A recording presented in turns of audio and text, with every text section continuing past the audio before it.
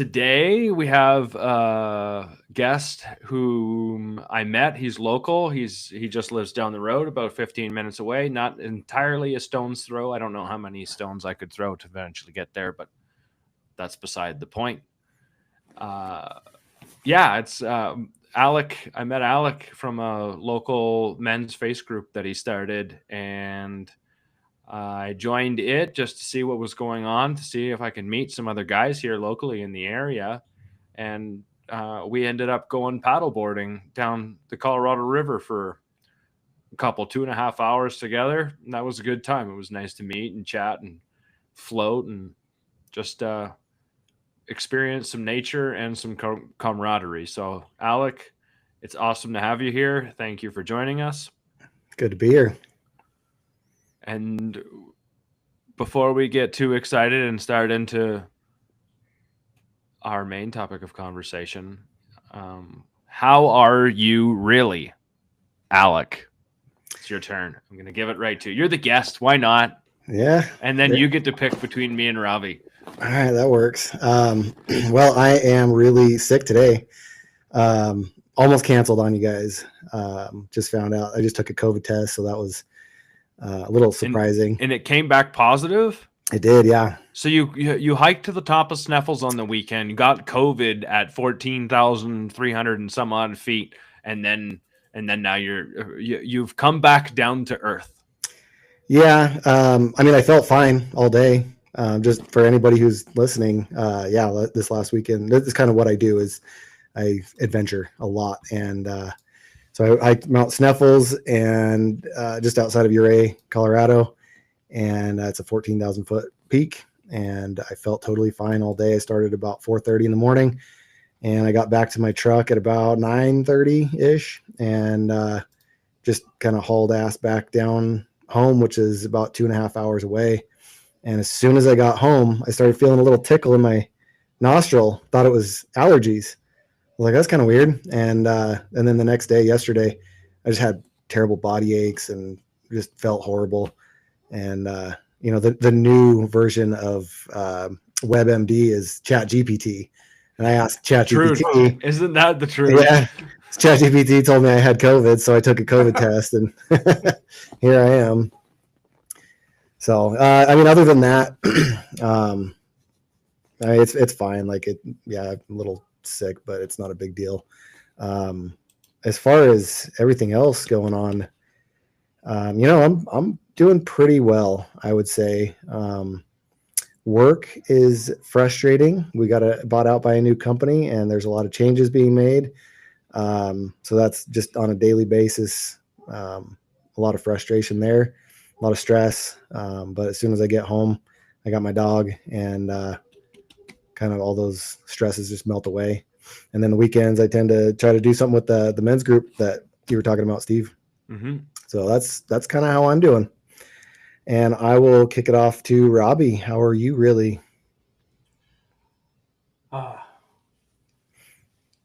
Last week and this week's just been super busy for me. My daughter. Hey, Robbie. Yes. Your mic. You're not going through your mic right now. I'm not. Nope. I got him picked up. That's not his mic though. Oh. I know what he sounds like with his mic.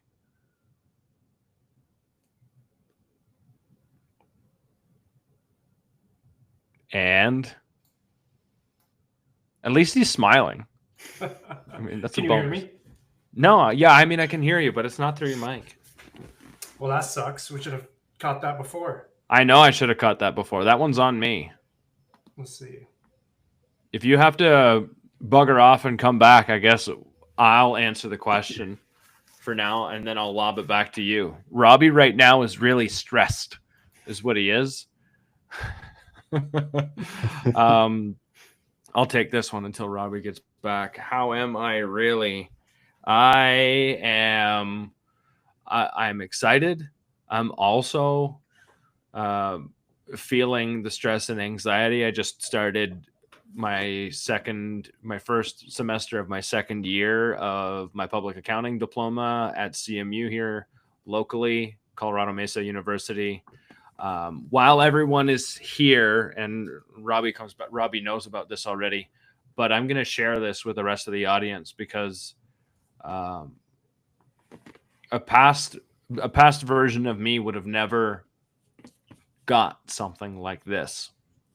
And I got this in the mail last night, and this is a 4.0 GPA at the university for my last semester.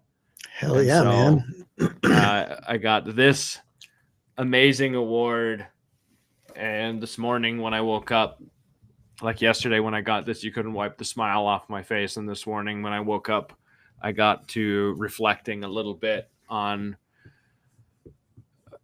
the version of me that I had to let go to become the person that got a 4.0 GPA.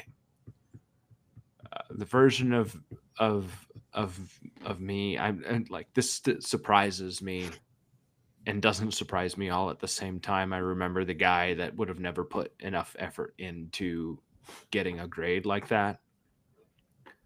And I'm also super, super proud of the version that I am today that has the capability of doing some hard things and putting the effort in and getting something, an award like that, deserving it and earning it.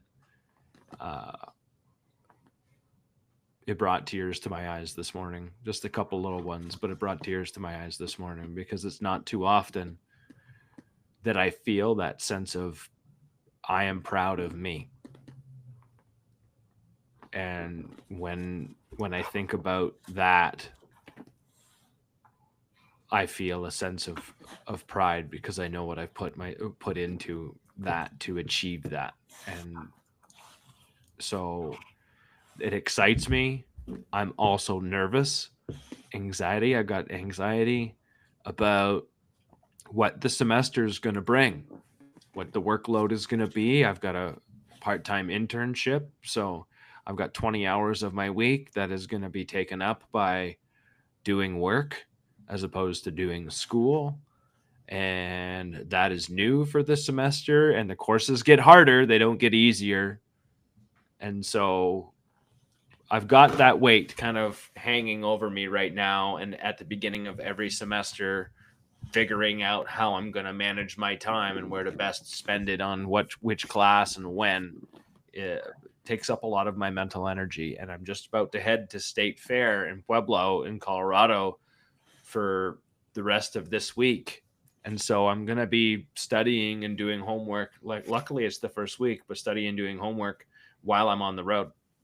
So there's a little bit extra on top of everything else right now that's sitting outside of the excitement of I'm getting back into the routine, learning, getting back into class. And there's a part of that I enjoy a lot too, which me 10 years ago would have never have said that either. So how we grow.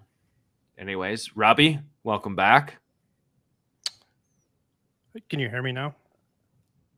Yes. Better? Yes. Okay. Better. Perfect. First off, I wanted to say how proud I am of you, Steve, for that accomplishment you got there. Thank you, man. I know you worked your ass off last semester and you deserve it. So, my microphone wasn't plugged in, and that's been this week so far, fixing broken shit and, never letting my frustration get beyond that. Don't freak out. Busy week. My daughter is going back to school, starts tomorrow, and she tried out for volleyball. She got on the volleyball team. So lots of taking her to practice, picking her up, taking her back to practice, all the beginning school stuff. And then on top of that, I got work, then 2 podcasts. So here I am, and trying to train for, a 200 miler. So when's that go? Let our audience know when that 200 miler is, Robbie. It starts September 26th. Which and one? You're just gonna. It is Cowboy 200. Okay, and where's that one? Is that in South Dakota? It's in Nebraska. Okay, nice. Yeah, it's on a rails to trail, flat as a pancake. about 1,000 feet of gain and 200 miles. So we've been joking we can probably see the finish line from where we start. So Still for me- 200 miles. I don't care if it's flat or if it's mountain. It doesn't matter. 200 miles is 200 miles, man. So 200 miles of flat scares me more than 200 miles of gain. Where are you worried about getting bored? No, my style is climbing mountains, and that slows up my pace. Makes me walk, makes me hike. Can run the downhills, run the flatter sections. The problem when the course is just all flat, like your mind's telling you should be running the whole time. So you got to play the game of trying to figure out how to run, walk, because those hills won't be there to slow me down. So I can blow up really fast if I just ran, because that's not what I'm used to. Just running the whole time. So I'm used to doing some hiking and taking it easy. And yeah, this is going to be a little different race for me. It's going to be challenging. So you got that hanging over you. That's awesome. I'm excited. Yep. I'm excited for you though. Me too. It's coming. It's getting closer and closer. Awesome. Okay. Well, welcome back, Robbie. It's good to hear you better. Anyways, Have the microphone. We got Alec here because when him and I hung out, I was curious about why he started the men's group here locally, and I really liked his honesty, and I really liked the self-reflection that he had for his why. And I think when he starts sharing why he started it, what it's about for him, what it means to him, it's going to generate some pretty cool conversation, and maybe it might inspire someone out there to look around locally for them too, for a men's group, or to try and connect. So Alec, go for it. I'm handing it all over to you. All right. Well, yeah, I started the men's group here in Colorado a few months ago. It was probably about 5-6 months ago. And the reason why is because last year at work, my boss had sent me the suicide report for the town that we live in, the county. And the last one that they did was 2022. And I started looking at it, and I was kind of surprised to see the demographics. I honestly thought that I was going to see, and this is not in any way, shape, or form discrimination, but I thought that I was going to see a lot more LGBTQ people in that suicide report. There wasn't. And I'm not saying that's a good thing or a bad thing. There just wasn't. And what I found was that the majority, and I think this is kind of nationwide, not just the community that we live in, what it is about 4 out of 5 suicides in our town are men, and they're in our demographic. And I work with guys in our demographic, blue collar type guys. And the industry that I guess the profession that I'm in, I'll just come right out and say it. I'm a safety professional for an oil and gas company. And so, I mean, safety, I would say that's part of it, keeping guys safe. And, taking a look at that suicide report, it kind of hit me hard. And then my boss wanted herself and me to go through a mental health first aider course. That way, in case there's anybody at work that needed some extra assistance, then we'd be able to do it. Part of my job, believe it or not, is kind of a therapist. We tend to get a lot of guys that come in and they just tend to trust us. And I think that's because of the relationships that we build. We don't judge them. We don't turn them away. We don't, wrap them out for anything that they're doing that they may not, maybe they weren't supposed to be doing. And so a lot of guys will come over and talk to us, and sometimes it turns personal, and they talk to us about their personal lives. Then I started looking on, I frequent now this might be a bad thing. I frequent Reddit, and on the Grand Junction subreddit, I kept seeing all these posts over and over and over. Guys that are like, "Hey, I just moved to town. Where do you meet friends?" And it's something that I've noticed, like after high school, after college, where do adults make friends? And it's almost impossible. We just don't have enough. We don't have any third places. And then there's the stigma with men not wanting to, I guess, show their feelings and their emotions. And so, it's hard for men to be like, "Hey, do you want to go do something? Do you want to go grab a beer? Do you want to, go float the river? Do you want to?" It's hard for men to do that because they don't want to be perceived as, whatever, needy, gay, I don't know, like a wuss, whatever it is, yeah. right? Like I had a buddy reach out, not here locally, but I did have a buddy reach out, and he was like, "Hey, do you mind? Can you come over? And we can just go for a walk." He wanted to chat. He wanted to get something off of his chest, and he didn't want any advice. He didn't want anything like that. He just wanted to not sit with his own stuff alone, is what he wanted to do. And he decided to reach out instead of just sit with his own stuff alone anymore. And when he wanted a second opinion or a thought or whatever it was, then he asked for it. But I thought it was really cool and really brave of him to just ask for that. Here's this need. It's kind of like what you're doing. Sorry to cut you off, but no, that's great. Yeah, no, that's what you're talking about for sure. Yeah, it's something that guys just don't do. And I don't know if we're just raised to try to be badasses or something. I don't know why that would make us badass to not reach out for help or for friendship or anything like that. But I don't know. Maybe it's just me. I don't think it is, but yeah. I think now if you don't reach out to other men, you're not a badass. Yeah, yeah, exactly. I'm feeling the exact same way now. And it's especially hard for me too, because I'm a little bit of an introvert. I can turn it on and off when I need to. My job, I have to be somewhat extroverted. But there are days, man, I just don't want to talk to anybody. And it's hard for me to do it. So this was kind of a difficult thing for me to do.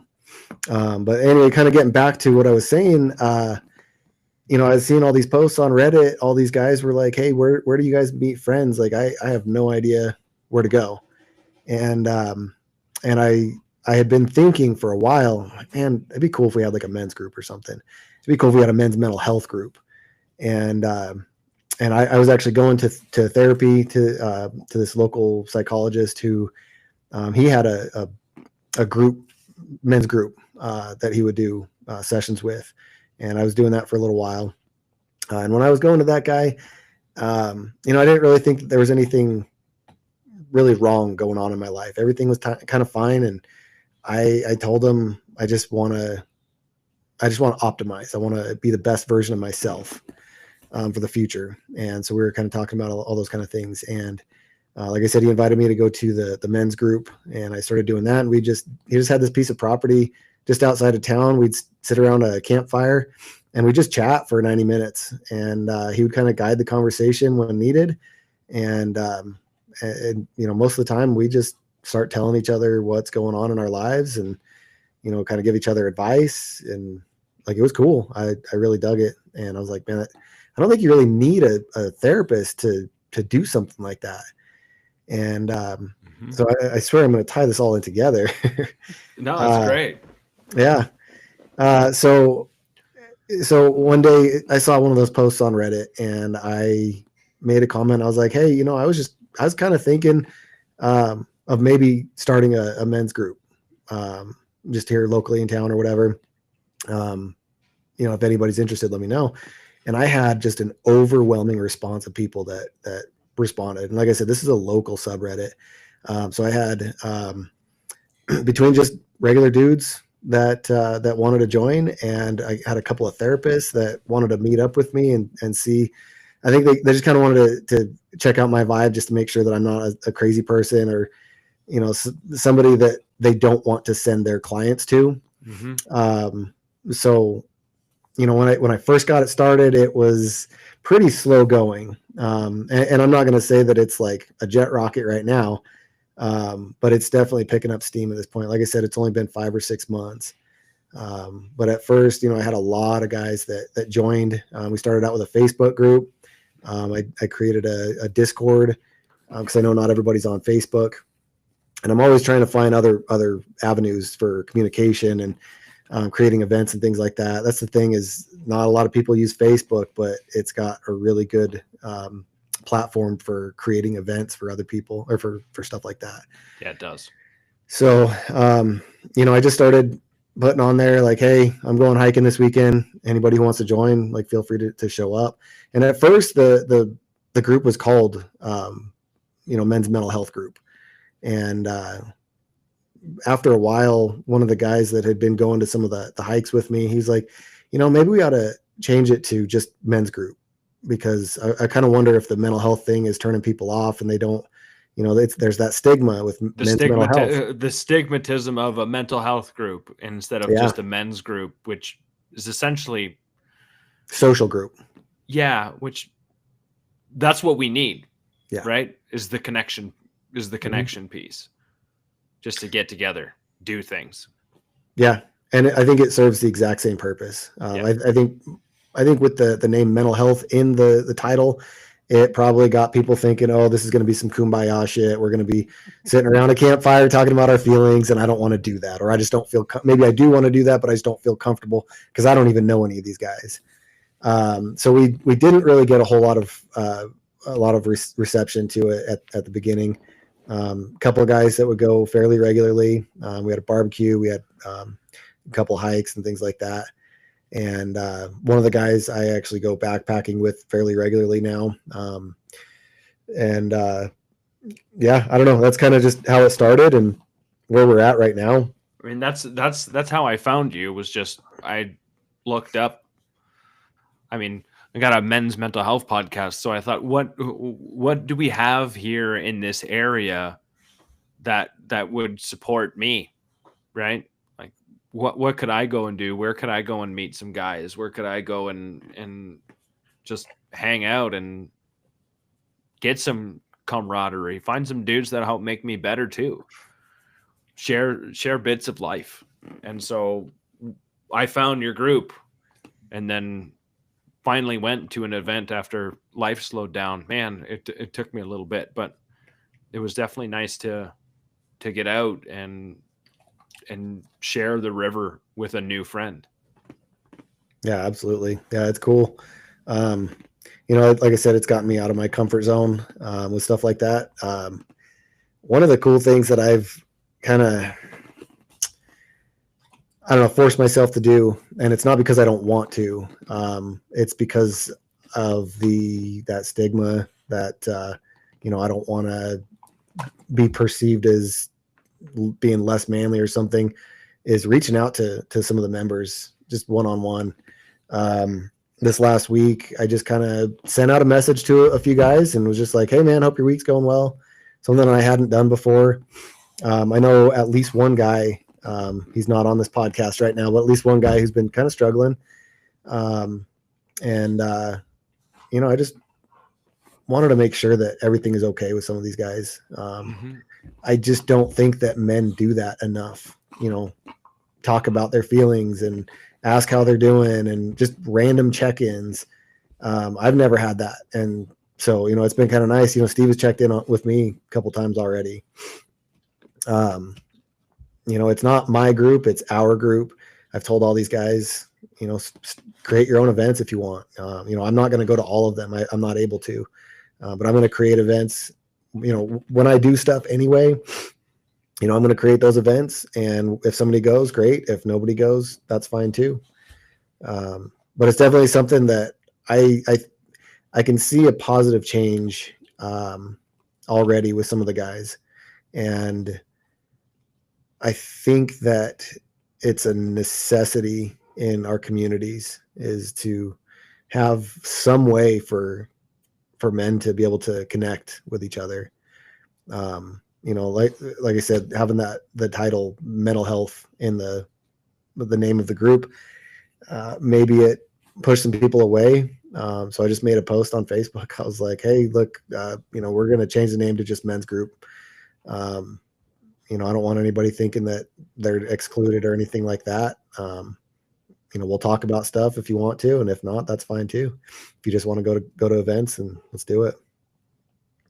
How many of the members in this group would you say are married or single or divorced or anything like that? Well, we've only had probably about 5-6 guys that showed up to events, and there's 34 on Facebook, I think, and there's probably 5 or 10 on Discord. And I know there's some overlap between, like, some of the guys are on both Facebook and Discord. The ones that I know personally, a good majority of them are married. A couple of them had kids, but then there were some single guys too. Single, no kids. Isn't that you? That is me. I'm single, no kids. There you go, Robbie. I found one. The reason I asked that question is kind of on this journey that, you know, Steve and I have taken with talking to men. A lot of times we find men that are single or, you know, had a bad breakup or going through some stuff that they finally say enough's enough and reach out to us and want to talk. I was just, you know, wondering if that's the same in that men's group, because I know when you're single and, you know, you don't have those events with a girlfriend or a wife or kids or stuff like that, that it can be very lonely just because you're just all inside your head all the time. So I would, you know, my thought goes to a lot of times when I hear about men's group, I just wonder what the percentage of that is the case. You know, me being single with a daughter, I put my daughter first. So a lot of the stuff is, you know, geared towards my daughter. And really, when I go to a lot of events, there's not a lot of fathers there. There's mostly mothers there. And, you know, some of them will talk, some of them won't. I don't try to strike up conversation because kind of where we're at with society and women of, you know, a lot of men are just creepers and stuff like that. So I'm there to support my daughter. I'm not there to make a scene. So I just find it very interesting where we know the numbers now. You know, men are killing themselves at an all-time rate. A lot of them, you know, single, military, stuff like that. I kind of see where the lines are kind of going with single men that don't have anything, and for the need for them to reach out. I know it's super hard and it takes courage, but we're here. I just want to say that again. We always say that, but we're here. Just if you're struggling, we're here. Just reach out. I think that's a message we're going to continue to it's like, it's a drum we're going to beat to this whole time on this podcast is to reach out, get connected, get outside. You know, the thought that comes to my mind, like, it's really hard to make friends when you're sitting on the couch. It's just really hard. It's great to make plans. It's a great place to make plans, but it's really hard to make friends when you're sitting on the couch. And my own personal example of that is, even after moving here, I haven't really gotten connected to people until I started going to things and meeting people and shaking hands, regardless of how awkward, you know, it's going to feel, how out of place I might be telling myself I'm going to be. You know, I'm the stories I could tell myself can range from I'm not going to fit into I'm already freaking awkward, so why would I want to go and make myself more uncomfortable? You and I had this conversation when we were standing there pumping our boards, right? Like, neither of us know each other from the hole in the ground, and then you meet me in a parking lot and I hop in your truck and we say hi, right?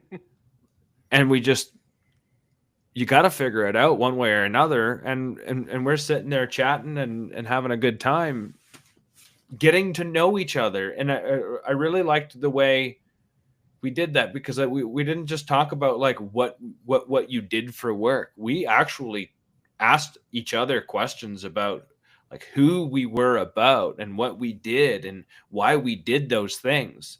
And so I really appreciated your approach, because I imagine that's how you approach all the other guys too. Like you have a sense of curiosity about you that works really well for what you're trying to achieve here.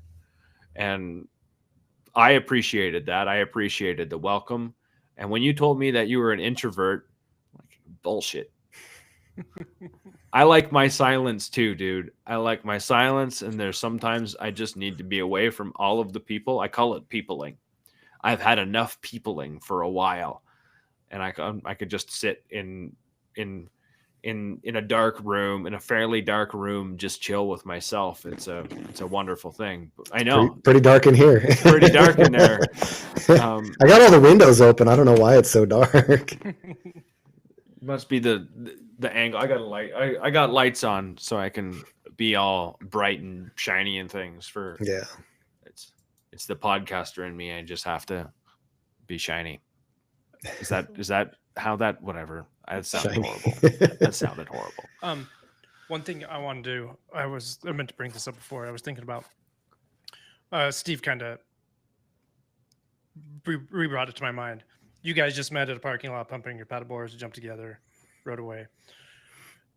I think it's harder and I really like what you're doing here with this, Alec, because I know for me, like if we have something in common, like my run groups I used to go to, or, mountain bike groups or hiking, like you meet on the internet and you say, we're going to go for a run. We'll meet here. You have something in common with that person instantly. And I've jumped into cars with women's jumped into cars with me, don't know them at all, but we have that one thing in common. And that one thing in common leads to a whole bunch of bullshit talk. Mm-hmm. There is no life there. It's all about what we share in common. What running shoes do you wear? Like how many 14ers have you hiked? All that stuff, right? Where I'm gravitating now is what you're doing, Alex. Like meet up with men and just start talking about man stuff. That sounds a little weird, but just talk about life. We are men, so it's men stuff. But like superficial conversations, just I can't do them anymore. And we have a saying in the retail world that I can work at is people fatigue, public fatigue. Like how are you doing all day long and none of it's real? Then you get home and you do not want to say a word to anyone because you have given your whole self away to nothing back.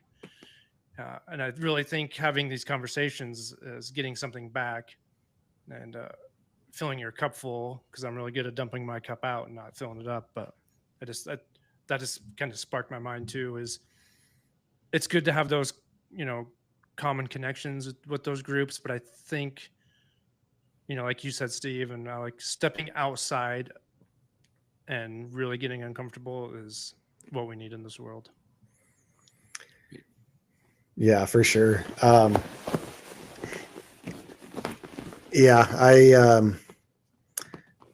I think when I created the group, it kind of started out more for me than it was for the other guys. And I know that sounds selfish, but I mean, I was exactly what you guys were talking about. I've dated an embarrassing amount.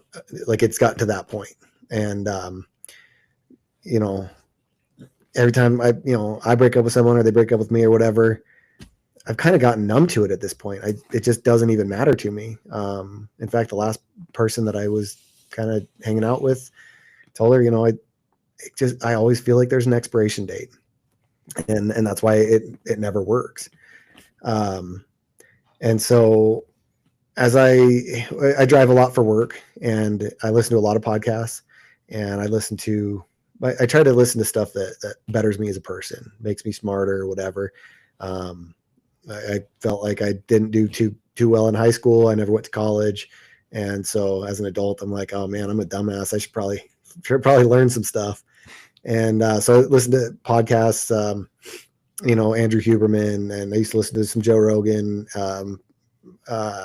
what's his name, like David Goggins and stuff like that. Try to better myself as a person. I don't agree with everything that any of those, all those guys say, but I always try to take the best out of it.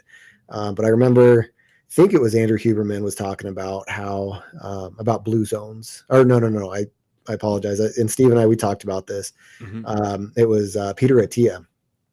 He wrote the book Outlive.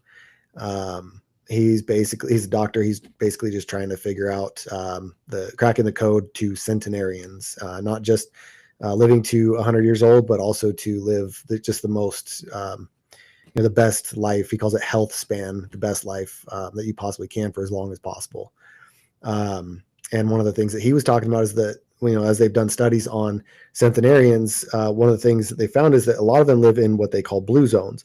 And blue zones are areas where there's a lot of people that live over 100 years old. And some of the things that they have in common in those areas is climate, the diet that they eat. And then one of the biggest things is their sense of community.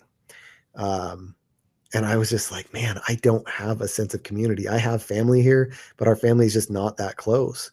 And I don't know what it is. We never have been. And, so I was like, man, I probably, and another one of the things was a sense of purpose as well. And so I was like, man, I should probably have a community, and I should probably get a sense of purpose, something, because like I said, I'm single. I don't have kids. Most people can find purpose in life with their kids. And so for some people that's not enough. But for a lot of people it is. And, for me, and I've actually made the choice to not ever have kids. That was just a choice that I made. I kind of got to a certain point in my life where I don't want to say it was too late, but I didn't want to start at that point, and I didn't want to have kids with just any random person. I see the nightmares that men go through with that. I mean, that contributes to poor mental health. I enjoy the life that I live. But then it was just like, well, yeah, that can be a little bit selfish, if I'm not serving anybody but myself. I've got this awesome dog that's here with me right now, and I serve her on a daily basis, but she's not going to be here forever. So one thing that I did earlier this year too is I started to volunteer at our local dog shelter or animal shelter, which unfortunately I just don't think I have enough time to continue doing. So that's probably going to the wayside. But shortly after that is when I created the men's group as well. And that, I think it gave me sense of purpose. But it also gives the other guys some sense of purpose too. Some of the things that I want to do with this men's group, like I said, it's still fairly new. We're in our infant stages. We're growing. We're getting a lot more activity. Excuse me. And as we get more activity, I want to start doing service projects. I want to be a beacon of light in our community. Going and just cleaning up trash on the side of the road, or doing some trail cleanup, or whatever. Another guy that I follow too is Richard Reeves and Scott Galloway. Richard Reeves wrote the book of Boys and Men, Why the Modern Male is Struggling and What We Can Do About It. Excellent book for anybody who's interested in that kind of thing. One thing that he talks a lot about, one thing that Scott Galloway does is, they talk about like kind of like Big Brother type programs, mentoring younger boys. That's another thing that I want to start getting into, not just myself, but also as the group. Maybe we can start expanding more than just going out and hiking and paddle boarding and things like that. So that's kind of the direction that I'm hoping that we can go with this group. And if the group doesn't go that way, then I will either way. So that's kind of where I'm at on it. It's been neat.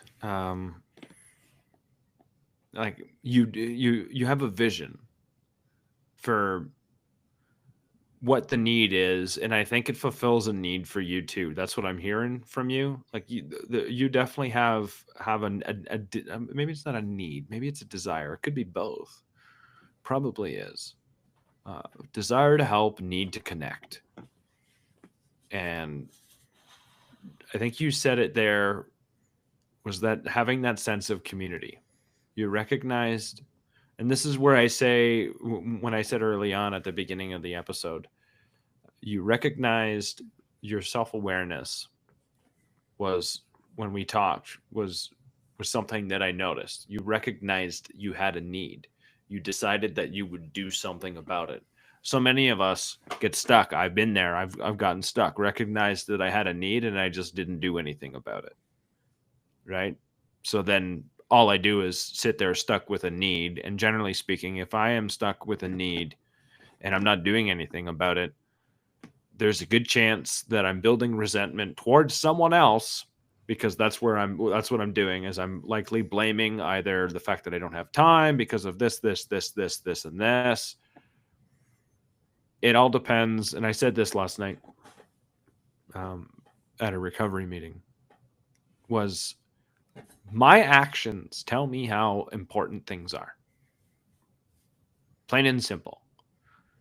I could tell you that me being a part of the men's group is important to me, and me being involved in it is important to me. But if I don't show up to anything and I don't plan anything, that's word salad. It means nothing.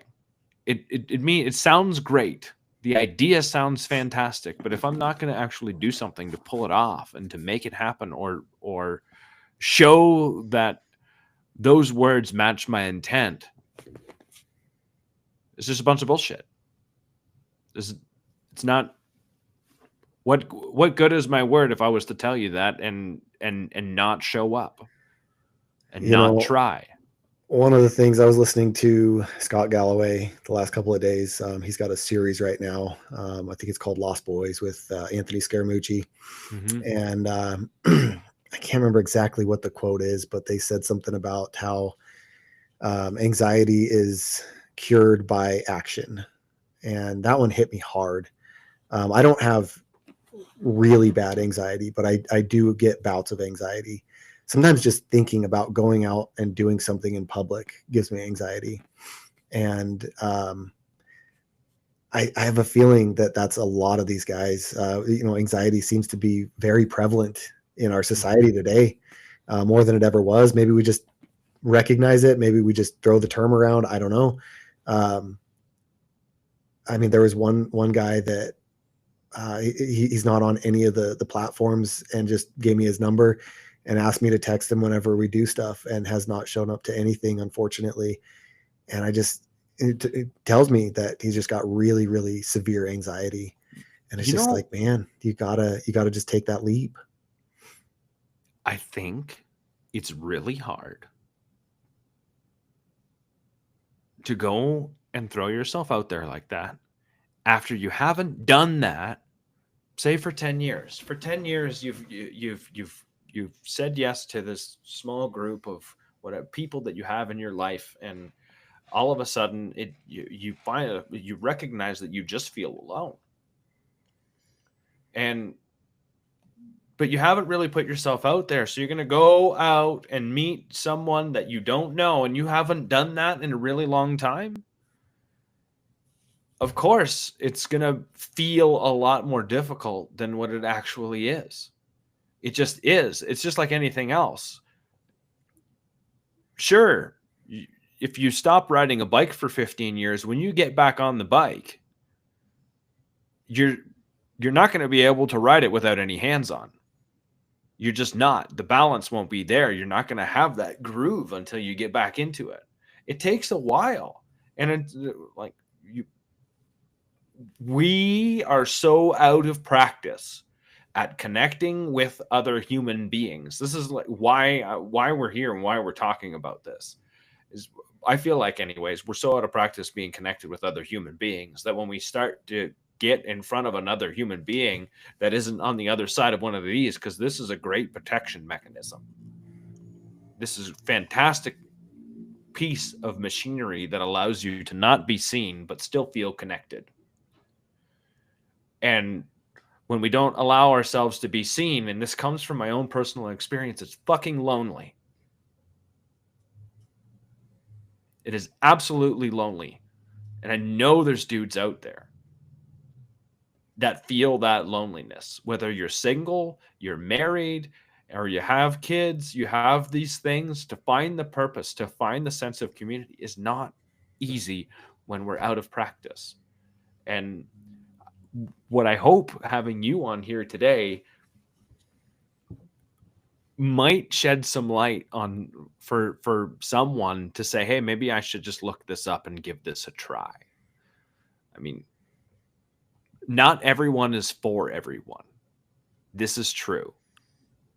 But we can put some of our differences aside and get to know who is on the other side of this thing in person. Yeah, I see that not everybody in our group is going to click and connect. Mm-hmm. What I hope for is that some people do. You know, a couple guys here and a couple guys there.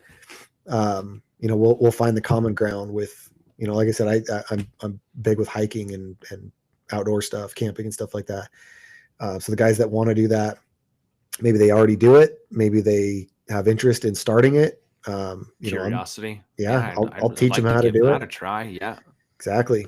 There's that. Some of the guys had, you know, mentioned that they wanted to maybe do some baseball, like the local leagues or whatever, adult leagues. You know, some of the guys are gamers. I don't play games at all, but you know, they want to get on and play games. Somebody that's local. Yep. Another guy on Discord, he said, hey, Wednesday, I'm going hiking. Whoever wants to go with me, let me know. Afterwards, I'm going to grab a beer. Like, let's go. Mm-hmm. And I saw that. Yeah. One or two guys, I think at least one guy said that they were going to be there. Awesome. Yeah. I can't do it. I can't be there. I don't need to be, though. No. That's the point of this group, is to bring these guys together, you know, with just some way, somehow, get them out of their house, get them out of their shell. You know, but you sit in your house all day and depression just creeps up on you. It's just like a blanket, and you don't want to move. And the longer you're there, the longer you want to stay there. And you keep thinking, oh, I should get up. I should go. I should get outside. I should go hit up one of my friends or something. And it's, you know, scrolling TikTok is fine. I can just do social media instead.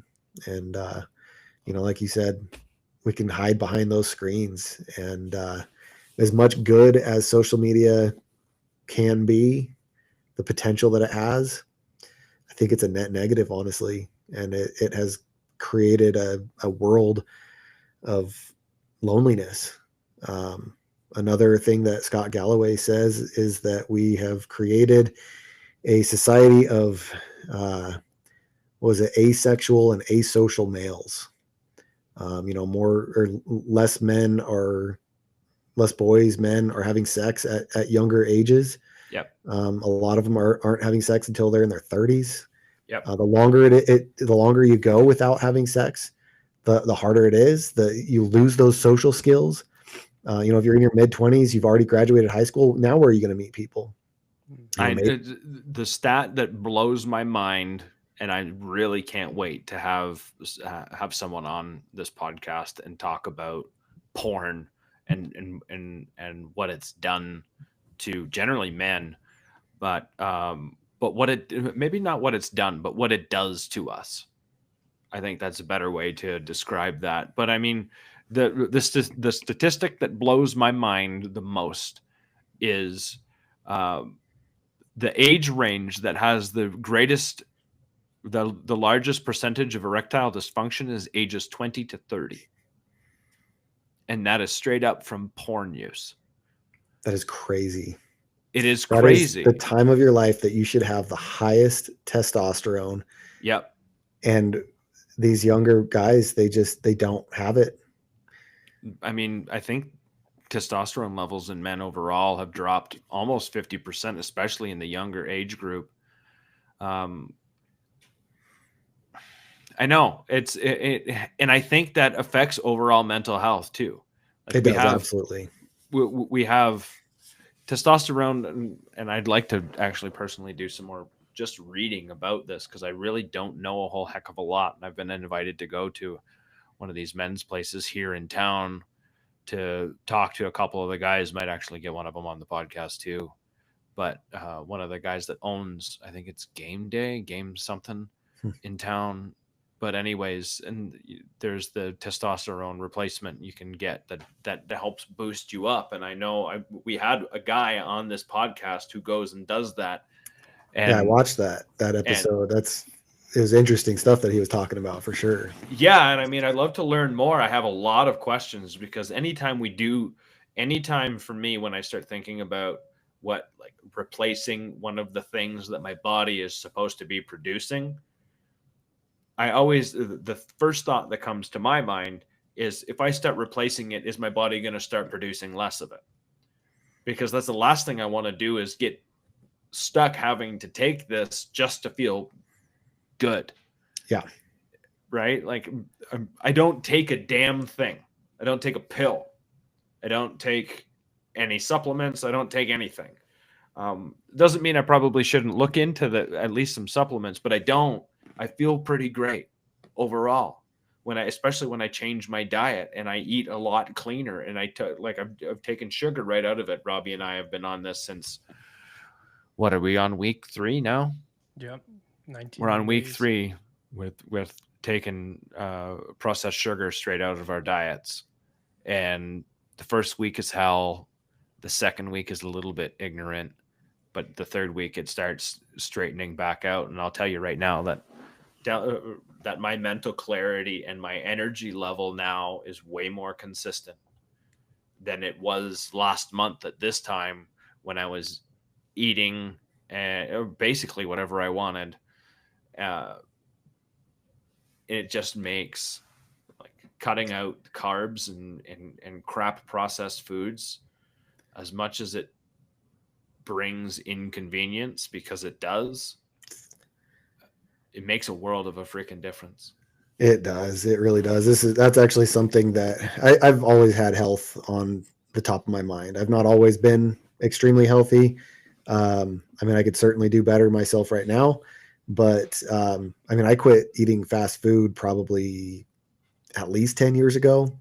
I quit drinking sodas 10 years ago.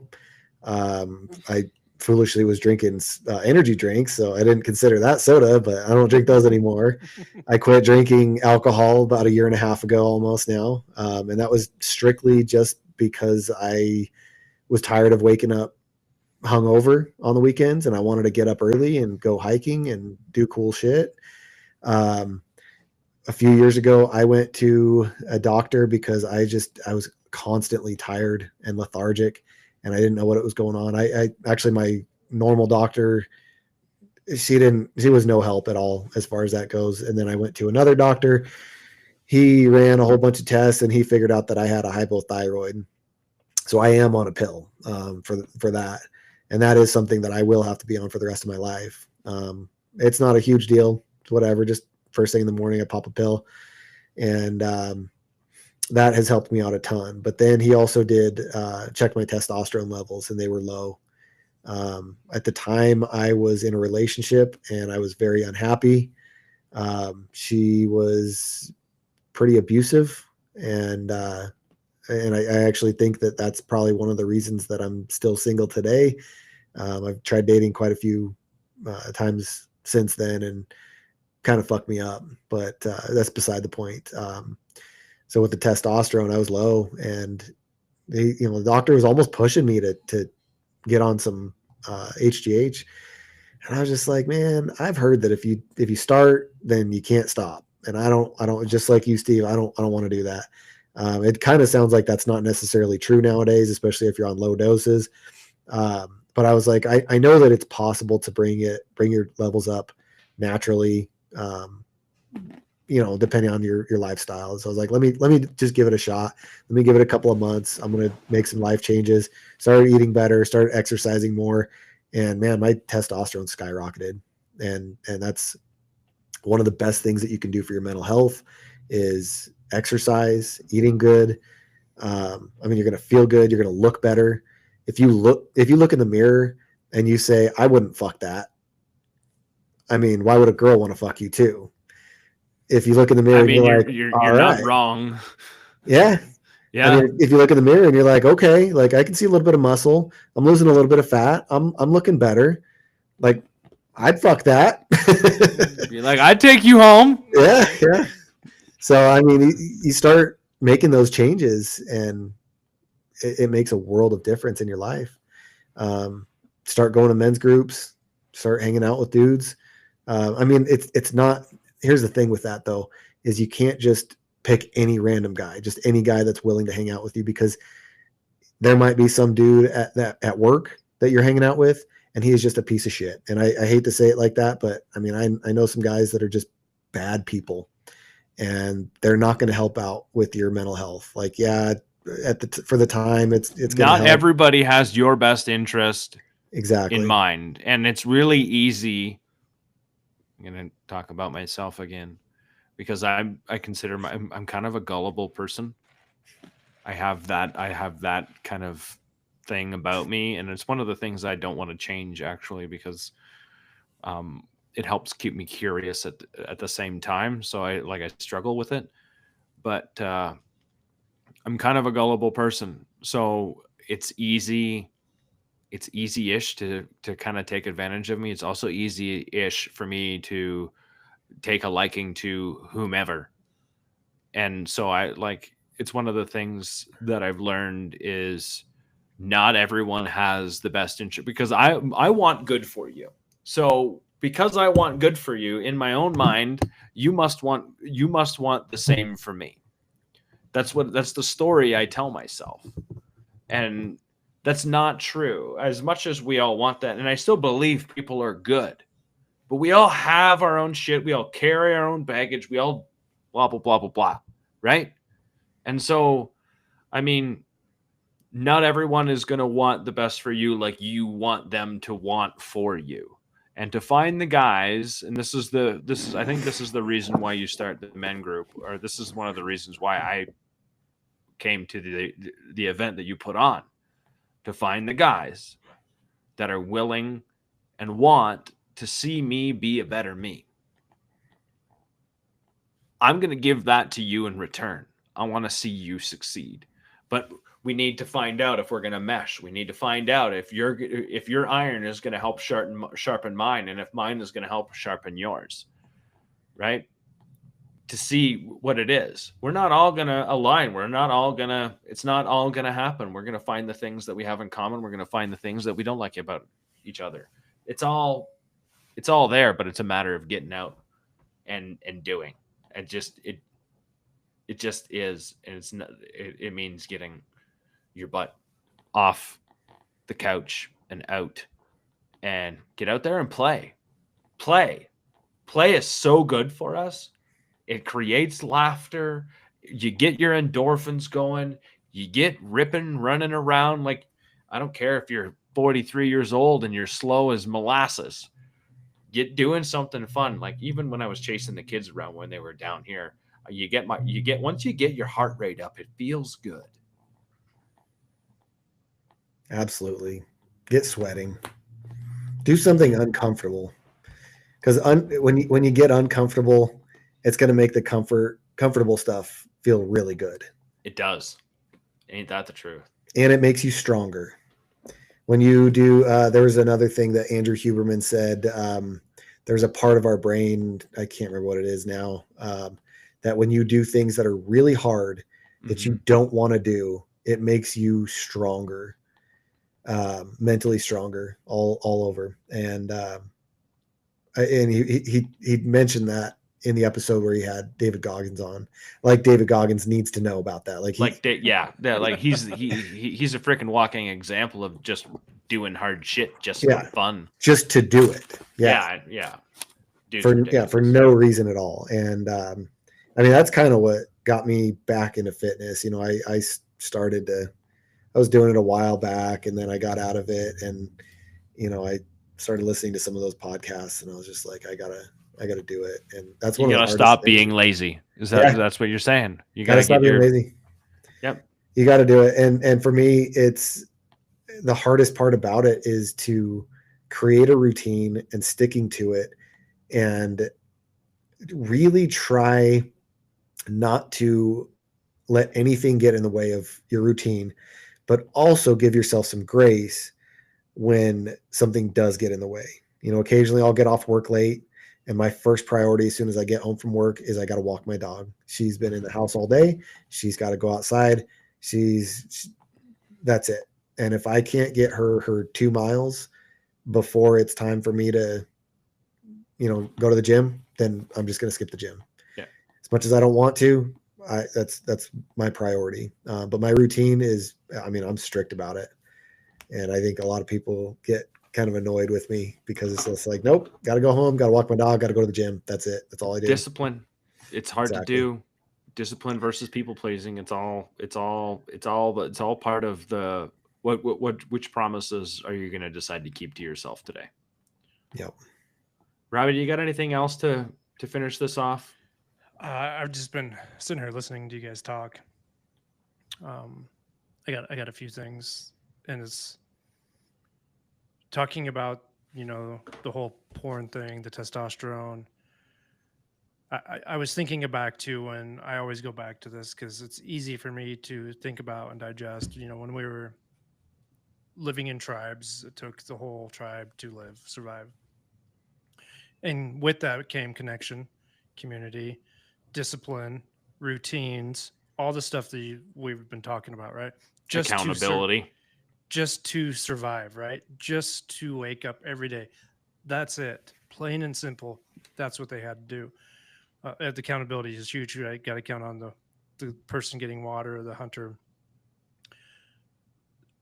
That was driven so deep into those people that if someone couldn't hold their job or their duty, what happened to them?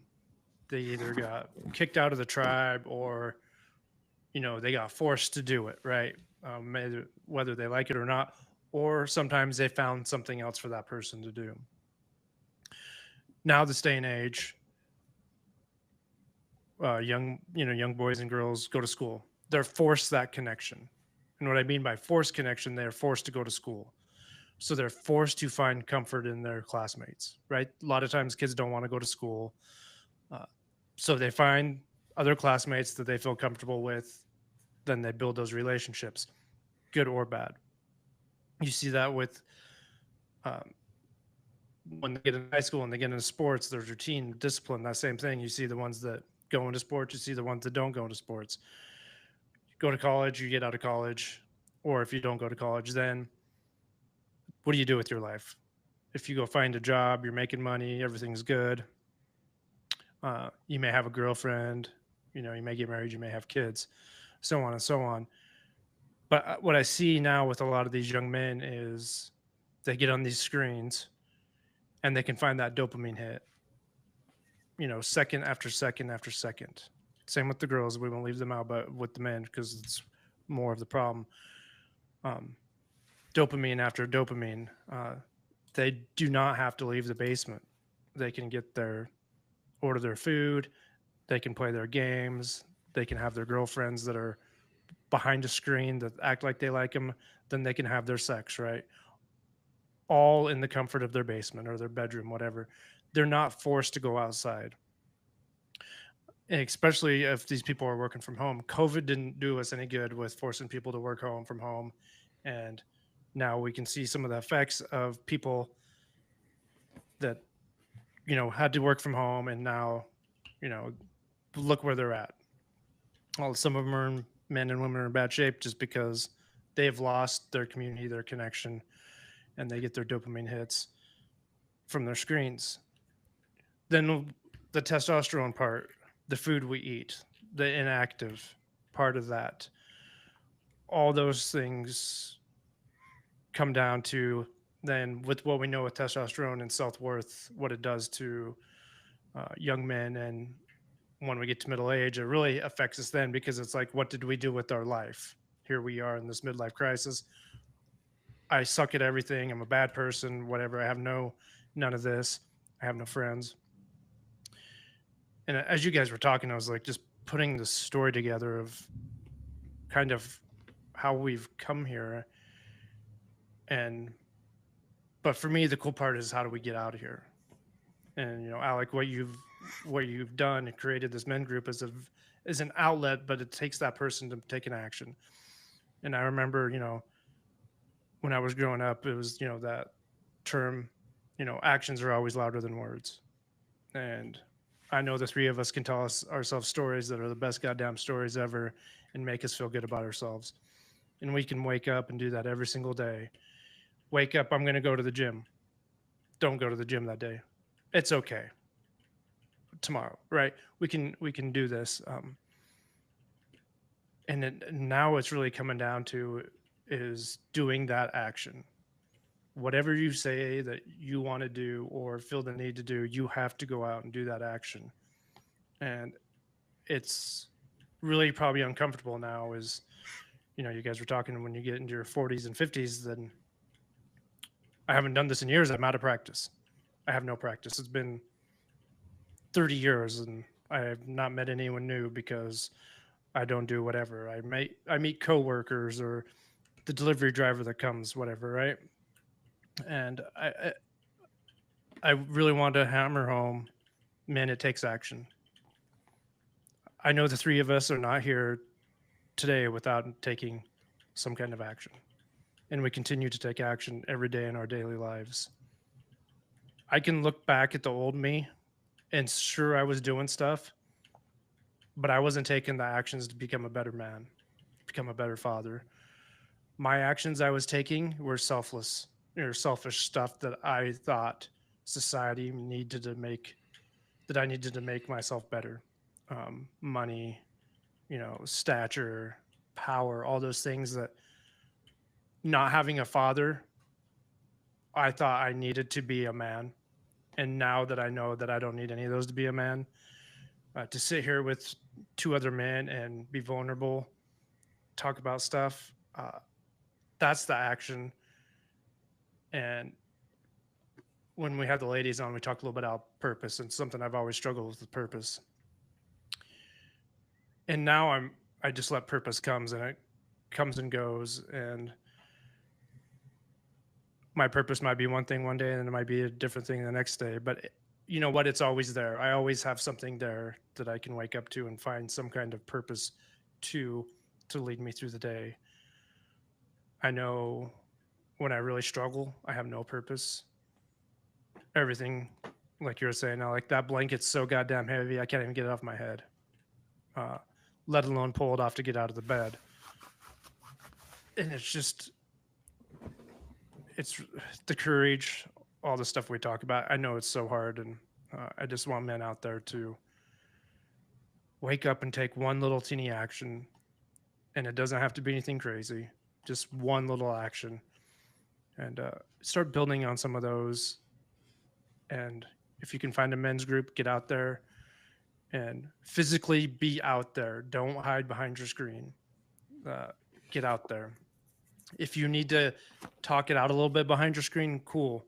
But one thing I want to do as men too is call those people out. Be like, just come out, hang out. Spend 15 minutes here. Shake my hand. Look me in the eye. Whatever.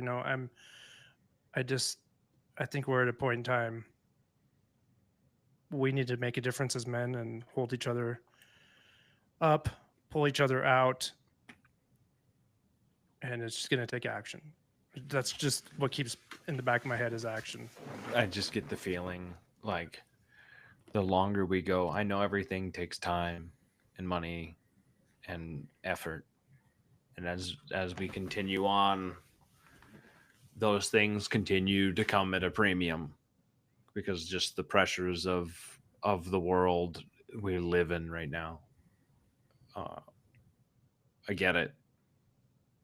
It doesn't change unless we do something about it. So that's why we're here. Alec, I want to say thanks for coming here and sharing your experience and why you started a men's group and how it started out as a personal need as opposed to, wanting to give back. You were giving back to yourself and now you've turned it into something that meets a need and also gives back. And I really enjoyed my experience with you. I hope, and I know I get to see more events, just like you said. That guy said, "I'm gonna go for a hike." Blah blah blah. That's how you do it. That's how I want to go and do this thing. Go and do the thing. If no one shows up, no one shows up. That's great. You still get to do the thing, and then eventually consistency has always paid off so far in my life. At least this past 4.5 years, being consistent plays a huge part in people showing up and trusting you. So keep doing what you're doing, Alec. I'm looking forward to hanging out with you again and spending some more time in person. I thought we got along great, so I look forward to sharing some more time and some more awesome conversations. I feel like you and I could chat for a good long time. So, thank you. Yeah, I got. There's so many things that are bouncing around in my head. We could talk for hours, I'm sure. But the one thing that I want to kind of end on is kind of a call to action for men out there. If you don't have a men's group in your area, maybe create one. I did not expect to be the one to create it. I'm not that guy. There's nothing special about me whatsoever. I've got a past. I've got a history. I'm not perfect. None of us are. But I am trying to be the best man that I can be today. And I want to be an example to other men.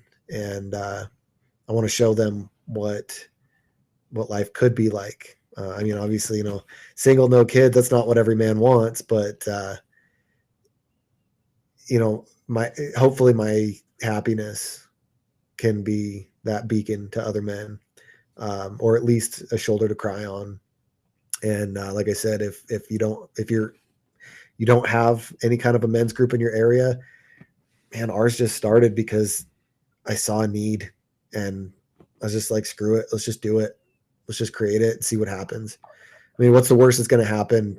Nobody shows up to anything and you shut it down. Not a big deal. And then you're back to where you were at the beginning. So at least give it a shot. And if you already got something in your area, give that a shot. Might find some cool people. You might not. Maybe, if you're in a highly densely populated area, there might be multiple groups. So maybe check out a couple of them. That's what I'd encourage people to do. Robbie, I don't even need to end this episode. He just did. He did. Yep. He just ended it. I'm not even going to bother. Reach out, start a group if that's something that you even need. Try. I think it's great.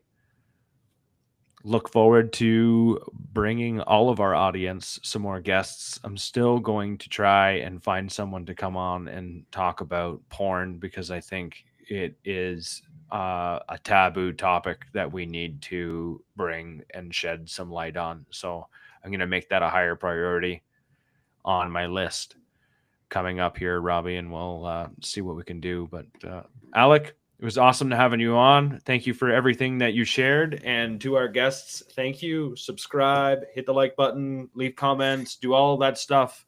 It's good. Thanks for having me. Appreciate it.